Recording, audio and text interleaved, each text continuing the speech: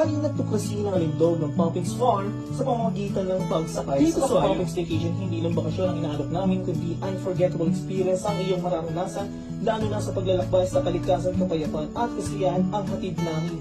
Ang aming horseback riding amenities ay nag-i-invite sa mga bisita to feel and see the beauty of the province life while making great memories. Ano ang natatangi sa horseback riding sa Poppins? Number 1 dyan yung kanilang guided trail rides. Iba't ibang tanawin tuklasin ang mga luntiang bukid, banayad na buron, at malaparaisong dalawa interactive horse experiences. Kilalanin ang ating kabayo, makipagbanding sa aming malagahi at masayahin kabayo. Pangatlo, hands-on grooming, build trust and connection by caring for the horse before riding. Pang-apat, learning for beginners. Pwede ito sa mga unang beses na sasakay sa ating kabayo. Samahan mo pa ng romantic horseback journey.